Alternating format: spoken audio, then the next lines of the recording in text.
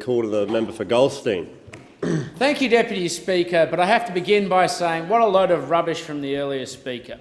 When it comes down to it, what we have from this federal government is a government that is committed directly into building the infrastructure to build this nation's future.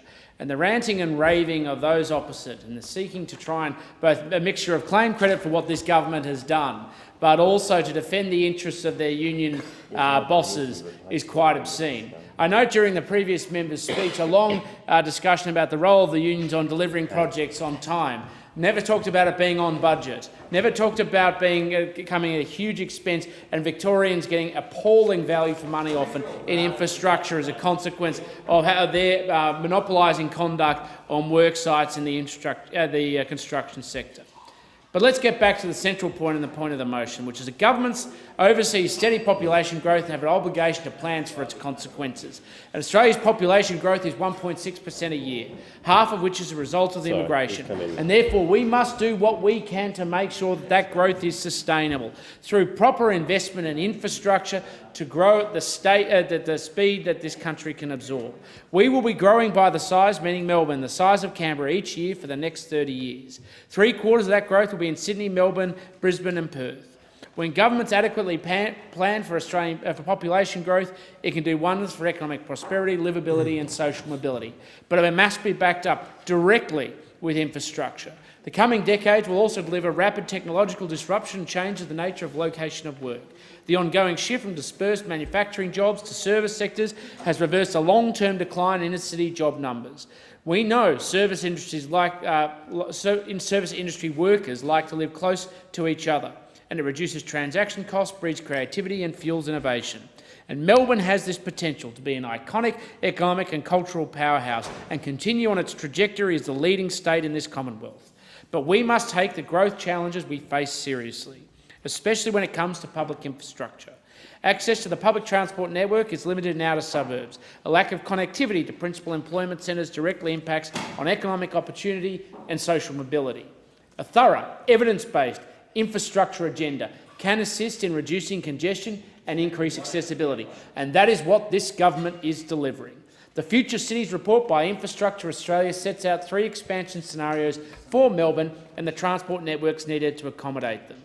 Many of these transport projects are already supported by the government, which includes the Melbourne Airport rail line, $5 billion of investment after more than 50 years of waiting. The Monash Freeway and additional laneways to unlock productivity in Melbourne by reducing congestion along the M1 corridor. Monash Rail, the government has committed $475 million to connect directly the 2 major university campuses of Monash University to the existing rail network. And of course, significantly, regional rail, including $1.5 billion in funding to improve services on the Ballarat line, the Gippsland line, the North East line, and funding for the Murray Basin line rail. On top of that, the recent budget included $50 million for an upgrade to the Geelong line in Melbourne's west. The M80 upgrade on the outer metro ring road will improve traffic flows along one of Victoria's busiest freight corridors. And the government is also committed to widening the Tullamarine Freeway from Melrose Drive to Melbourne Airport. And we should never forget the important infrastructure that the state, a growing state like Victoria, needs is rail, but is also road transport. And we can never forget the betrayal of the Victorian state government to the people of Victoria in its abandonment of the East-West link and handing out $1 billion in subsidies and support directly to private companies to fulfil an election promise that they didn't even take seriously. A crucial project consistently acknowledged by expert opinion is key to Melbourne's future. The Commonwealth is still recording its $3 billion commitment as a contingent liability in the Commonwealth budget, in the hope that the insanity that currently dominates the Victorian state government will end, and we will wake up and commit to the East-West link and to building the necessary infrastructure to grow Victoria's future. There must also be a focus on urban congestion and maintaining our local roads, and in this regard, Goldstein residents have much to celebrate in the recent budget. Funding from Roads to Recovery program to Bayside City Council will assist with profiling, overlay and line marking for outer crescent between St Andrews and Barclay Street. As Liberals, we have a vision for Australia to be an influential, forward-looking, modern Liberal nation with unparalleled living standards. And over the next 10 years, the Commonwealth will be investing over $75 billion in new and upgraded transport infrastructure projects across this great nation.